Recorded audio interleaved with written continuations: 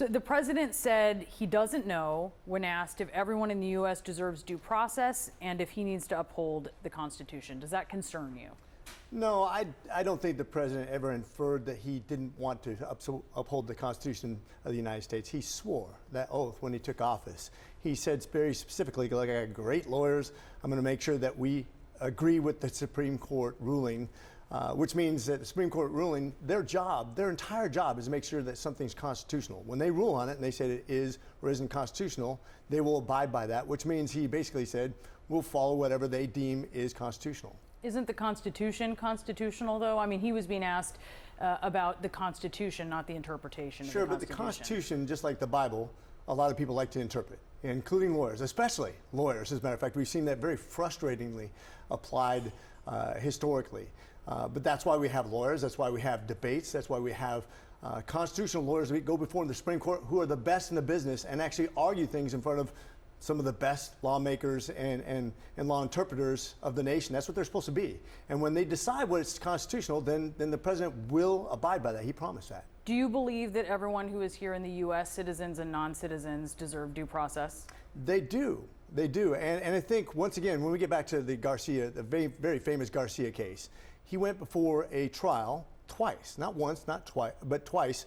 And then after that, if he came back to the United States, he was supposed to be deported regardless. And if he came back to the United States, he would go before habeas.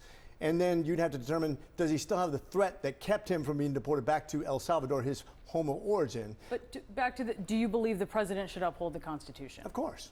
See, those are pretty easy questions for you to answer. You're also not a lawyer, I would mention. I'm a doctor, that's correct. That's right. Someone obviously of high education, but these were not particularly difficult questions for you to answer. Why is it hard for the president to answer these questions? Should it be hard for the president to answer what are pretty basic questions? Well, I thought he did. As a matter of fact, if you think about how many interviews he takes and how much he publicly speaks, it's pretty amazing. I know that I'd make a lot of gaffes, and I'm not calling this a gaffe, but I'm just saying that if he's saying that he's going to have his lawyers talk to the Supreme Court, argue a case before the Supreme Court, whatever the Supreme Court says is constitutional, he's going to abide by, I think that's saying he's going to abide by the Constitution. He was asked very clear questions about whether he believes that everyone who's here, citizens and non-citizens, deserve due process and if he should uphold the Constitution.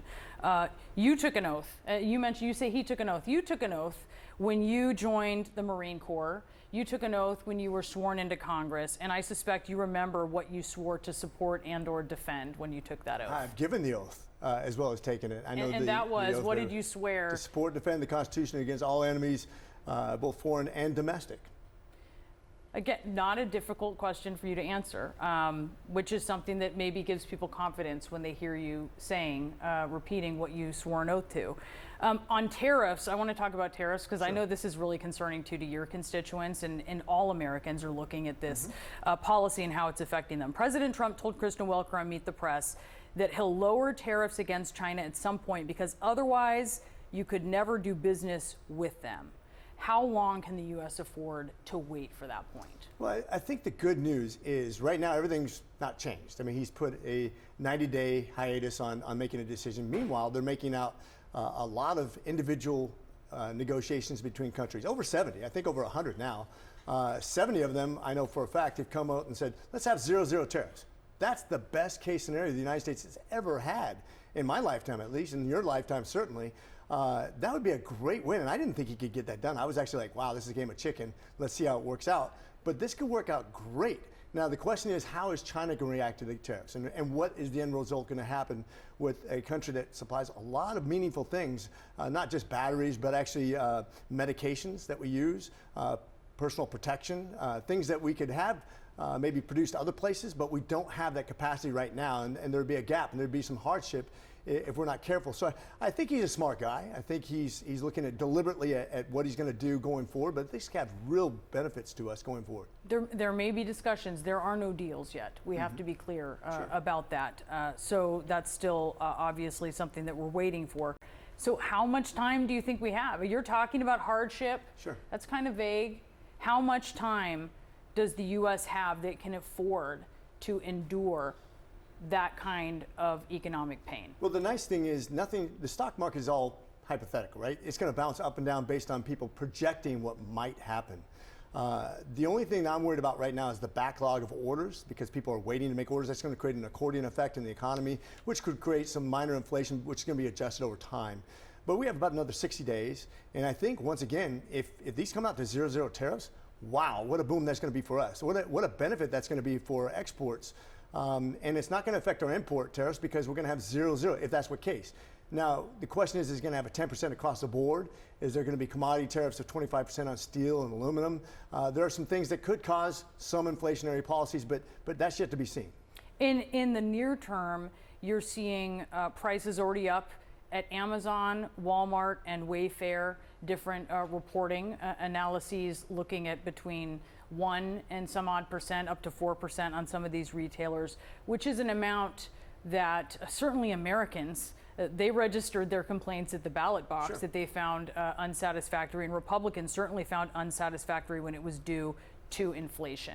So knowing that we're already seeing some of those costs, what are you hearing from your constituents, and why is that tolerable? I think people are waiting to see what's going to happen. It's been 1 month. If we end up with 0-0 tariffs, we're actually going to end up with cheaper prices. That'd be phenomenal, because a lot of things, remember when we import from India, 2 to 3% tariffs on imports. Same thing with China. We have some import tariffs on them too. This could actually result in cheaper prices overall. That's right now, the only thing that's causing the increase in prices is the ordering system, not the tariffs themselves, because we don't have new tariffs right now.